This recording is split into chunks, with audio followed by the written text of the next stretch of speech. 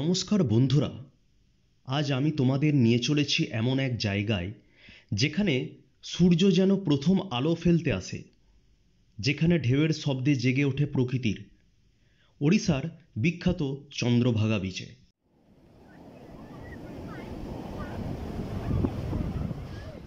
কোণারক সূর্য মন্দির থেকে একেবারে হাতের মুঠো দূরে এই সৈকত শুধু সুন্দর নয়, এর বুকে লুকিয়ে আছে ইতিহাস, পুরাণ আর এক অদ্ভুত প্রশান্তি।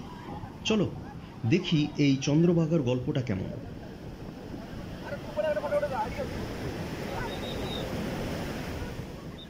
ভোরবেলা চন্দ্রভাগা বিচ মানেই এক অপূর্ব দৃশ্য। সমুদ্রের ঢেউ যখন আলোর সঙ্গে খেলা করে তখন মনে হয় যেন সূর্য আর জল একে অপরের সঙ্গে নাচছে।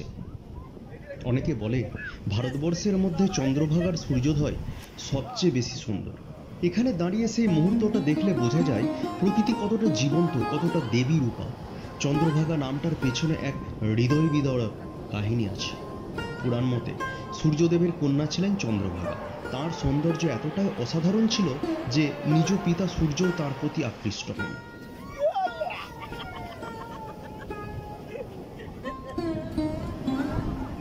এই অপমান সহ্য করতে না পেরে চন্দ্রভাগা নিজের প্রাণ বিসর্জন দেন সমুদ্রের জলে। এই কারণেই এই সমুদ্রকে চন্দ্রভাগা বলা হয়, এক পবিত্র ত্যাগের প্রতীক। স্থানীয়রা আজও বিশ্বাস করেন এই জলে সেই দেবকন্যার আত্মা বিরাজ করছে, শান্ত ও পবিত্র। চন্দ্রভাগা সৈকতের সবচেয়ে বড় সৌন্দর্য হলো এর শান্ততা। না কোনো বাজারের কোলাহল, না বড় ভিড়, শুধু বালুর নরম স্পর্শ, ঢেউয়ের ছোঁয়া আর দূরে পাখির ডাক। এখানে বসে থাকলে মনে হয় সময় থমকে গেছে। অনেকেই ভোরে এসে যোগ ব্যায়াম করেন, কেউ ধ্যান করেন, কেউ আবার শুধু বসে থাকেন ঢেউয়ের দিকে তাকিয়ে। এখানকার বাতাসে আছে এক ধরনের পবিত্রতা, যেন সূর্যের প্রথম আলোয় দেহ ও মন দুটোই পরিষ্কার হয়ে যায়।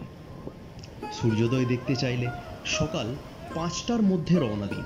সৈকতে বজ্র ফেলবেন না, কারণ এই সৈকত এখন ব্লু ফ্ল্যাগ সার্টিফাইড, অর্থাৎ পরিবেশ বান্ধব সৈকত। দিনের শেষে যখন সূর্য ধীরে ধীরে সমুদ্রের বুকে হারিয়ে যায় তখন চন্দ্রভাগা যেন অন্য এক রূপে জেগে ওঠে। আকাশে লাল, কমলা আর নীলের ছায়া মিশে এক অলৌকিক দৃশ্য তৈরি করে। এই সৈকতে দাঁড়িয়ে বুঝতে পারি প্রকৃতির কাছে মানুষ কত ছোট, তবু কত ধন্য আমরা এই সৌন্দর্য দেখতে পারছি। বন্ধুরা, এই ছিল আজকের সফর চন্দ্রভাগা বিচ, কোণারকের নীল সমুদ্রের গল্প। ভিডিওটা যদি ভালো লেগে থাকে একটা লাইক দিও, কমেন্ট জানাও তোমার অনুভূতি, আর অবশ্যই চ্যানেলটা সাবস্ক্রাইব করো। পরের ভিডিওতে আবার দেখা হবে নতুন জায়গা, নতুন অভিজ্ঞতা নিয়ে। ততদিন পর্যন্ত ভালো থেকো, ভ্রমণ করো আর প্রকৃতিকে ভালোবাসো।